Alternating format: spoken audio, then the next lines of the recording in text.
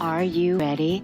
The Cornelia Stephanie Show. Wake up to love, your call to action. Join Cornelia as she empowers others to live heaven on earth. Cornelia teaches listeners how to be the authority over yourself, embracing your inner guru. Feel yourself uplifted into limitless expansion, integrating ease and grace in a changing world. This show will cover topics such as unconditional love, your physical body, how to be in extraordinary relationships, create financial and emotional wealth, embracing entrepreneurship in the new earth.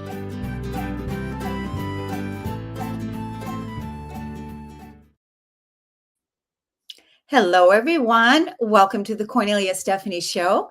It's an honor and a pleasure to be here with you. I am so excited about today's show because we are here to help. We're here to help. We're here to talk about how we can strengthen our connection with anyone, how to strengthen your connection with anyone. And the person that's going to help us do that is Clarissa Constantine from parenttweenconnection.com. She's helped thousands of kids around the world navigate the college and grad school admissions processes. Along the way, she joked that she sometimes finds herself playing the role of therapist more than tutor, helping kids manage the stresses of life. So she's perfect for this conversation. So she says, why do kids talk to anyone other than mom or dad when they need support? Why do employees talk with colleagues and not their managers when challenges arise? Because connection doesn't always come naturally, especially in a relationship where there's perceived imbalance of authority or power. The good news is that it's possible to strengthen your connection with others using the foundations of connection. And that's what we're here to talk about. Welcome to the show, Clarissa Constantine. Thank you, Cornelia. Thank you so much for having me. This is, as you're going to find, a topic that I'm incredibly passionate about, and I could talk forever about it. So you're going to have to rein me in. Just be prepared. Good. I love that. I love when people are in their passion. I'm like that too. When I'm in my passion, it's just nonstop. You can just keep going and going and going. All day. And you can forget about time and everything else. So where do you want to begin? So why are you so passionate about this topic? Because I didn't have it with my mom. My mom passed about 4.5 years ago. And what I said at her services was, I never questioned whether she loved me or wanted what was best for me. But her definition of what was best for me and my definition of what was best for me frequently didn't align, especially once I started hitting my teenage years and then in through college and beyond. And I think we fell into a bit of a power struggle where we each spent more time trying to prove that we were each right about what was best for me. And I think we lost the capacity to be kind in the process. And I think that killed our connection. I remember for years and years looking at, Mother's Day cards, all the lovey-dovey, my mother's my best friend, I can talk to her about anything. And I spent a lot of years being angry because I didn't feel that way. And at the same time, I had great connections with so many other people in my world. And I think my ability to connect with folks is what's made me a really good test prep coach. And so a few years ago, I sat down and I was like, why is it that, again, like the questions that I posed for the introduction, why is it that kids will talk to somebody like me or pretty much anybody other than mom or dad, right, when something important comes up? Or in a business environment, why is it that either employees will talk to their colleagues or disgruntled clients will find each other and complain about the service provider rather than just going to that other person and saying, hey, let's have a conversation, let's work this out. And so, I asked myself, why is it that they'll come talk to me? And what I came up with is the foundations of connection. So I'm going to flash this up. Folks can find this on our website if they want to download it. But basically, it's the letter, each letter of connection stands for a concept. And so there are 10 total. So I'll kind of go through them and then we can bounce from there. Sound good? Sound great.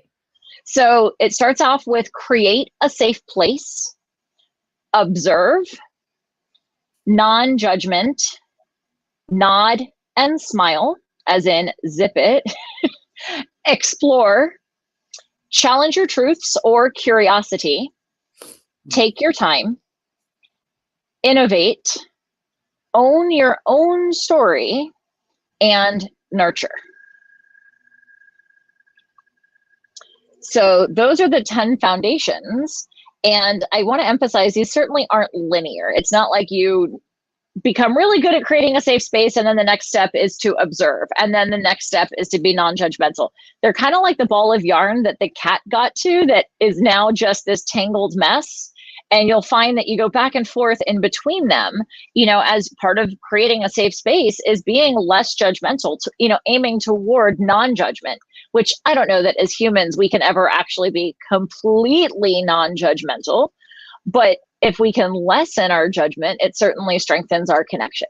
So with those 10, I'm curious, which one maybe resonates most for you, or which one sticks out most for you?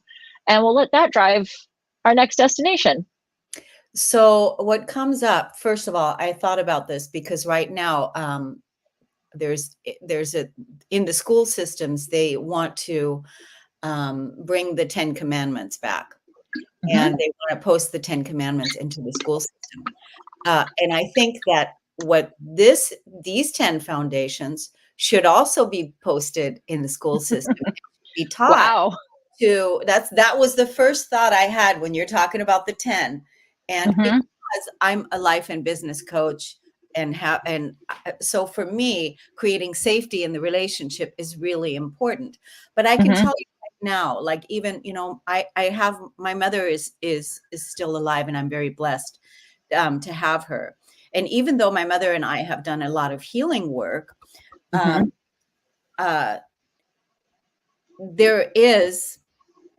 I know who I am. Mm-hmm. Okay. So I know who I am, and I know where my authority lies. I totally mm-hmm. do. Mm-hmm. Yet there is still, because you mentioned the piece about, are you going to be, because both parties want to be right, mm-hmm. to be right. So then we're talking about, generally that is coming from an ego perspective, when very much ego. So, yeah. So I understand this part. And then how do you, because even like right now, there is friction between my mother and I, and mm-hmm. She just seems very cold and standoffish. And I want to invite her in, because she can go ahead and be right. I don't care about that. I don't care. Go ahead. You can go ahead and be right. It doesn't matter to me. But she still has a distance. And so sure. You have to have two people that want to, don't you think? Yes and no. Because, okay. And actually one of the first therapists that I went to early, like probably in my late 20s, because I waited that long to overcome the societal judgment about therapy and self-help and whatnot. She described any relationship that you're in. And I remember she very clearly, she used her hands like this. And she said, two people get into a dance pattern, right? And so you start moving like this and you go, oh, wait a second. We get used to this. Dysfunctional though it may be, two left feet though each partner may have, we get used to this dance. And then all it takes is one person to change the way that they show up. Now, hopefully they can communicate to the other person, especially I see this happen in a lot of marital situations where one person all of a sudden starts saying, I'm going to start taking better care of myself. Maybe they start going to the gym more often. Maybe they hire a nutritionist. Maybe they start focusing on their spirituality or their religious beliefs, whatever it is, right? And they don't necessarily communicate this to their spouse or to their partner. And all of a sudden they make this shift and maybe they step up or they step in a different direction. And initially that can be terrifying for the other person, because the other person is so used to this dance, again, dysfunctional though it might be, that sometimes it can get worse before it gets better. But I do think it only takes one person to start making adjustments to see a change. Now, that being said, to develop that close, loving relationship that I always wish my mom and I could have had, yeah, I do think it takes two. Yeah. But I think that one alone can start the process, and just be prepared that it might get a little ugly in the interim. You know, you might have some charged words or some tears or some, what are you doing this for? You know, negative responses along the way. But I do think that one person can start to effect change. Well, I agree because I do believe that the reason we are where we are is because of that space that I've provided for the Mm-hmm. relationship. I also have this, I give my mother the grace card no matter what. She gets the Mm-hmm. card because I could have already said, this is too difficult. I'm not putting up with this. I'm leaving, kind of thing, Mm-hmm. and not. But she gets the grace card because I really uh, love my mother and I really want to make the relationship whole and loving Mm-hmm. Mm-hmm. like that. So I know that I take responsibility for myself in that. And, Right.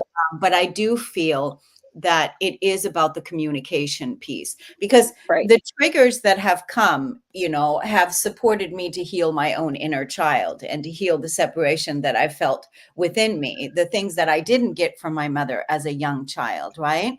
And so Right. those feelings, have been, those wounds, I should say, have been healed.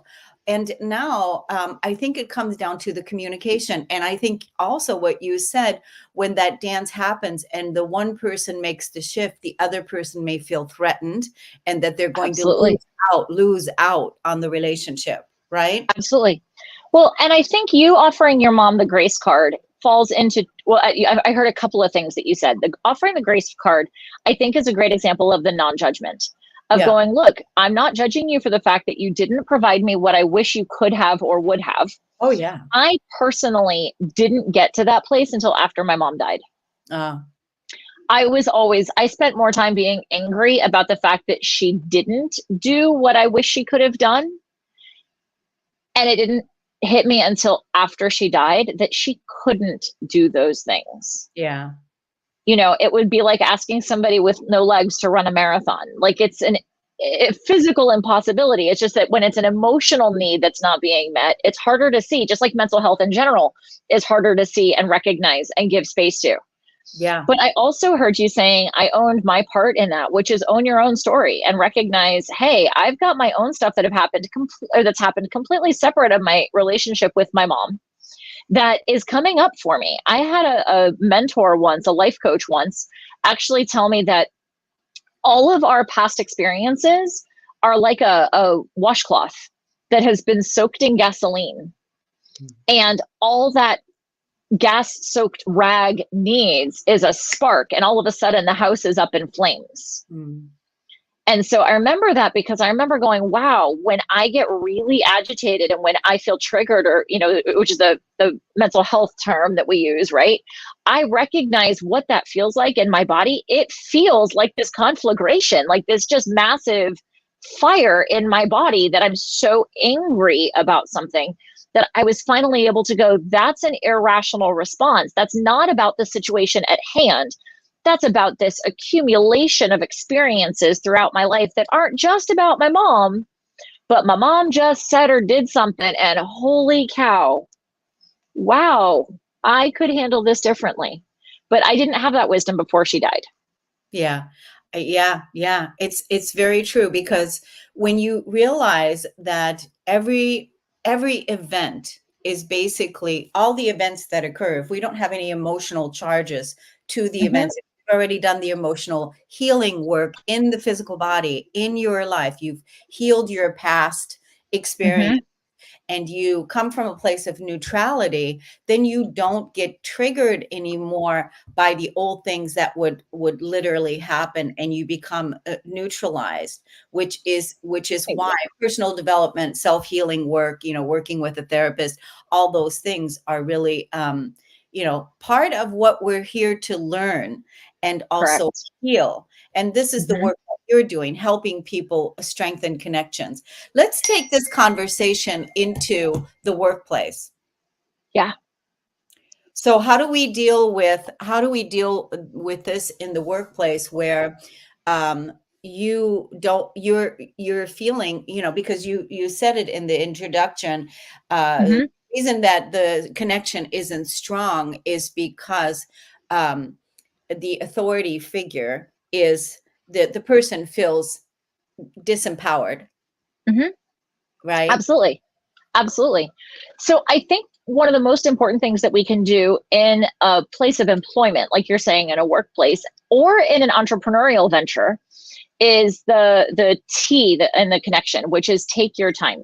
The person who is in a position of perceived authority, i.e., the manager, i.e., the salesperson, those scenarios, needs to take the time to build a relationship with the other person. Whether it's 10 minutes a week, have a set conversation time, and set it up where, say, Cornelia, if I'm your manager, we, that every Tuesday from 11:45 to 12, we're going to have the Cornelia Clarissa check-in, and anything that needs to be addressed during that time frame is fair game. And so, first of all, setting aside the time for your team members so that they know that you're important to them. And that's an opportunity where if they want to divulge personal things that are going on, stuff with their partner, with their kids, with their parents, they can. If they want to divulge things that are relevant to the workplace, there also needs to be, I think, a non-judgment piece. And I see this with parents as well, where it's like, hey, I've got this, this bike tire inflator. I don't know. It just happens to be here. And anytime you show me the bike tire inflator, that's my signal that I need to nod and smile, which means zip it. I just need to be quiet and I just need to listen, which in a perfect world we would do anyway. But sometimes having an external manipulative, if you will, or an external representation of like, this is my time to talk, reminds the other person to say, hey, they just need to talk. And it's a no harm, no foul, largely. So like if it's in the workplace, like, hey, I made this mistake and I need help fixing it.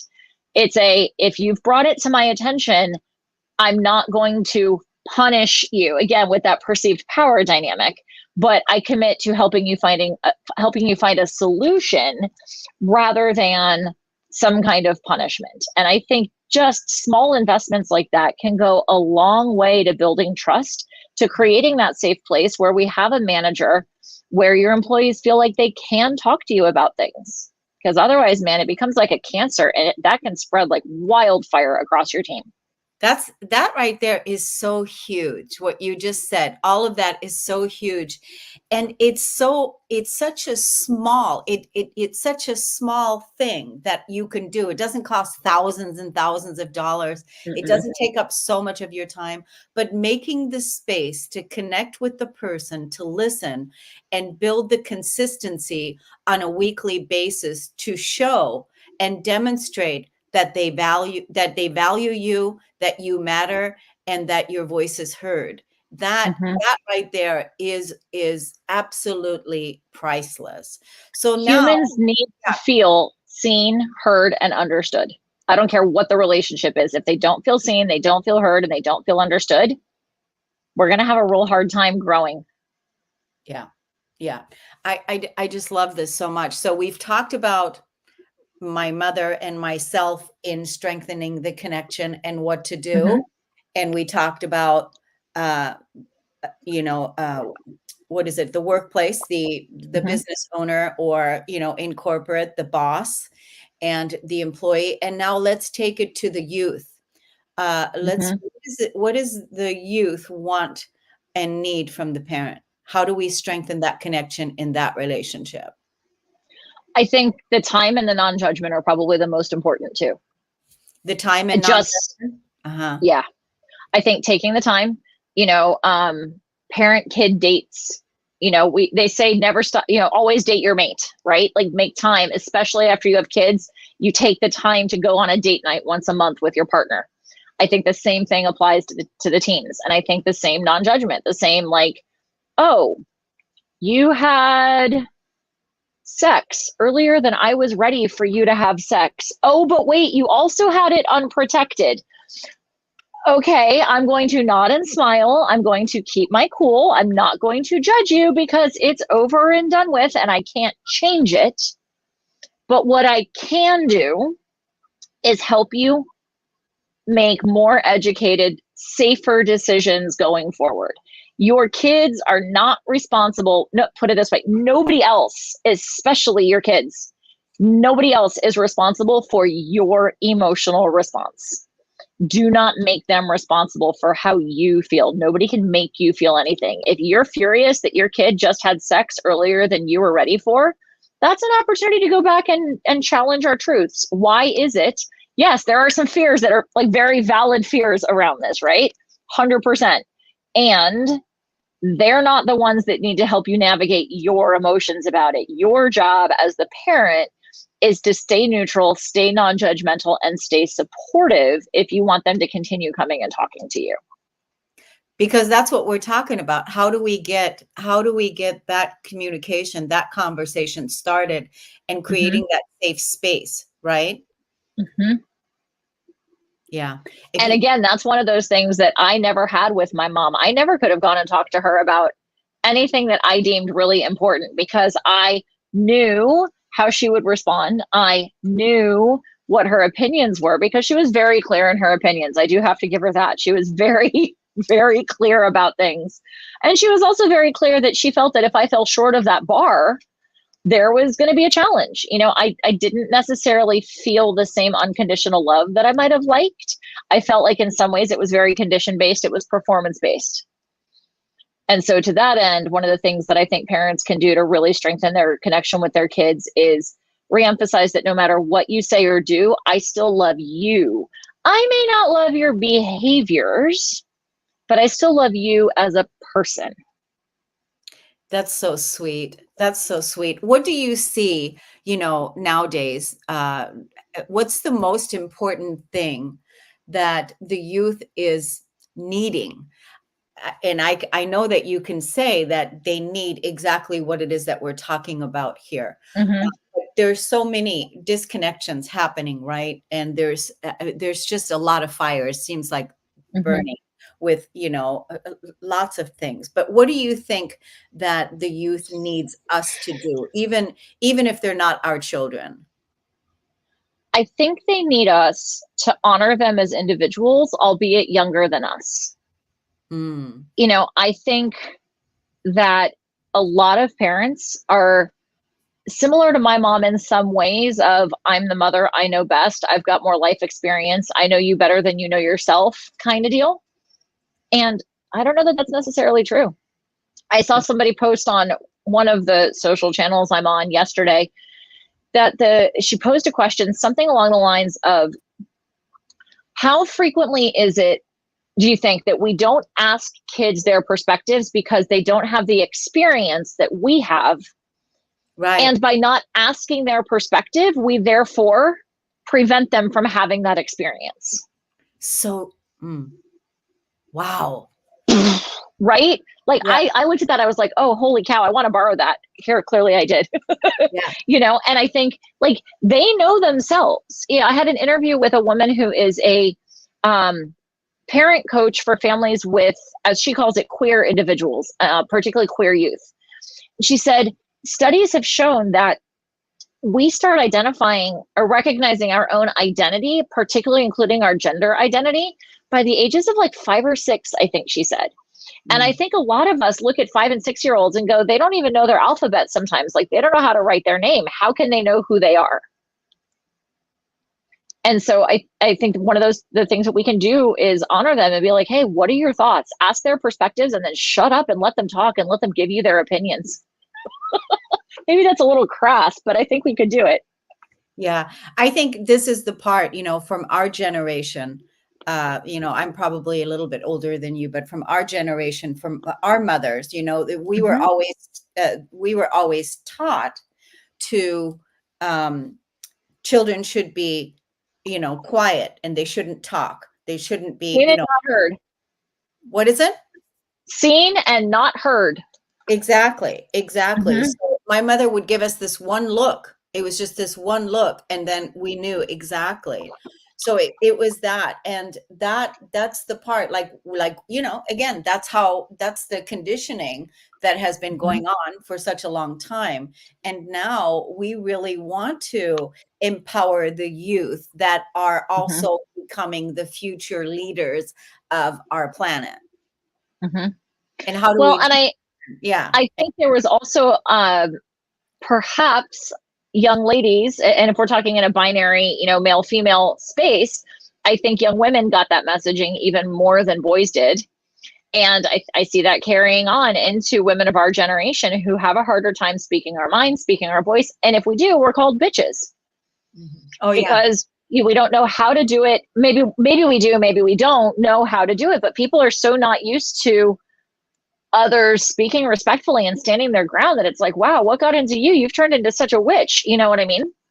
So I definitely agree with that experience. Oh, and that piece is it's so up front and center right now, because really standing up for yourself and using your voice to stand up. And I'm not talking about, screaming or yelling, but I'm talking about you knowing exactly what you stand for, what your values are, what you will tolerate, what you won't tolerate, and this is how it is.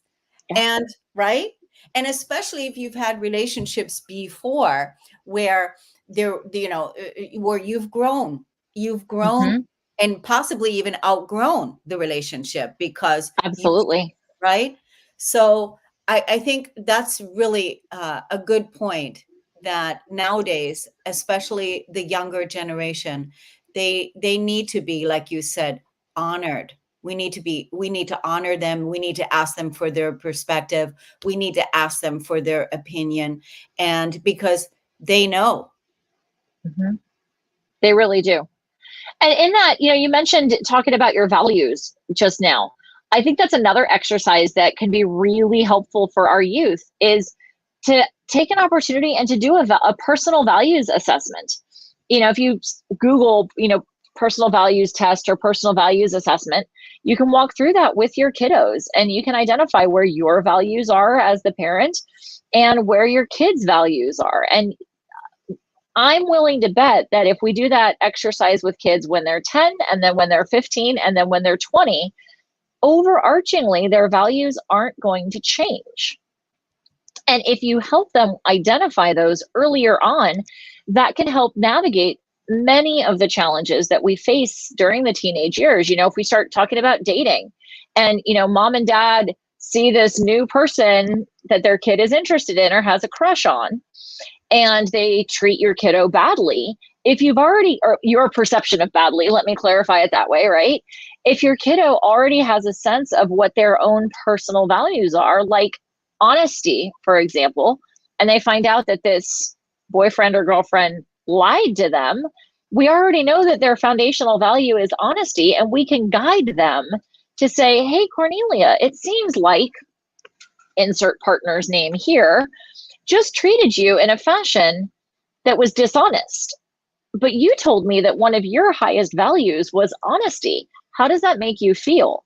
And instead of being the parent going, well, he's no good or she's no good, Totally. anytime you say that, the kid's going to push back. Yeah. But if you help them evaluate in terms of their own values, then you can mentor them and guide them to make those decisions for themselves.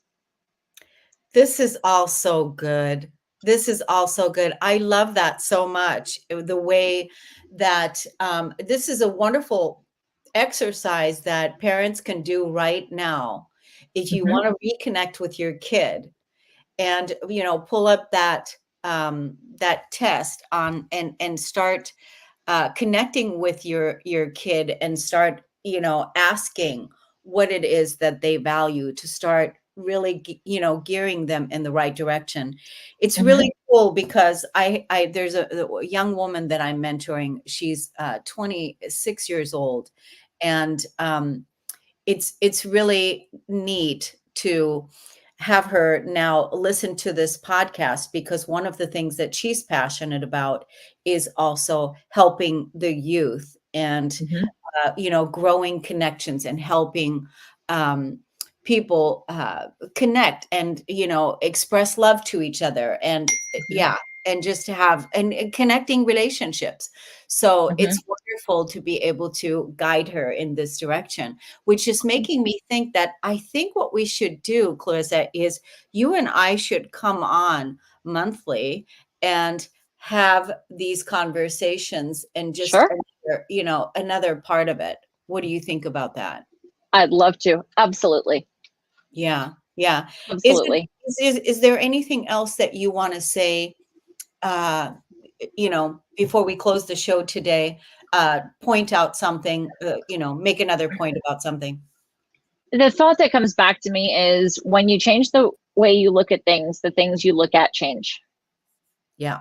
And so I think that really speaks to curiosity. So like you were talking about earlier with your mom Hmm. about, giving her the grace card, even if she says or does things that you wish she wouldn't.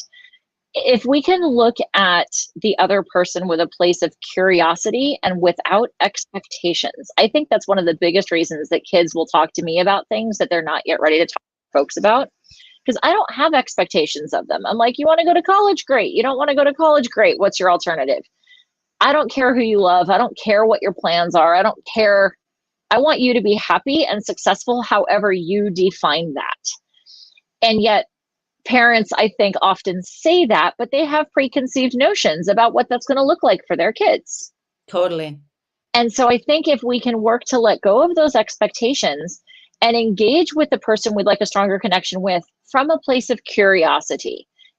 Why is it that your partner keeps saying the same thing over and over? Well, what's underneath that? Mm. If you keep having the same argument, regardless of what triggers it, what's underneath that? And if Mhm. we can get curious and then we can explore, hopefully with that person. But if not, I mean, Google is a beautiful place. It can take you many, many interesting places, right? I should say it's a powerful tool. It can take you many interesting places.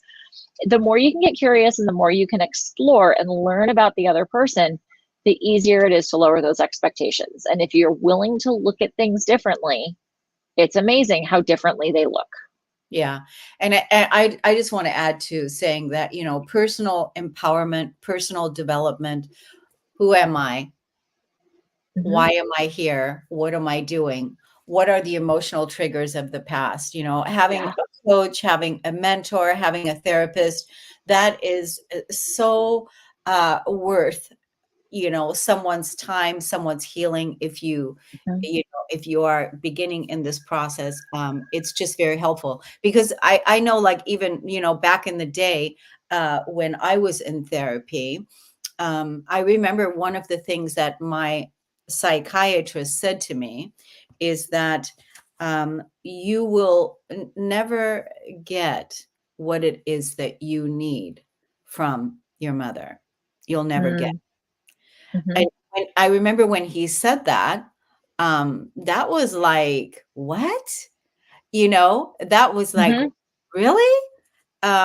And so becoming then uh, invested in healing those wounds of the past, Mm-hmm. and becoming my own, per se, inner parent, parenting Mm-hmm. myself, nurturing my Absolutely. that right there has been my life's work, is really healing. And I think it's important to recognize that in that context, it's not because she didn't want to. I imagine in most parent kid relationships, the parents want to give the kids the best they can. And the reality is that if they didn't give you what you needed, they couldn't.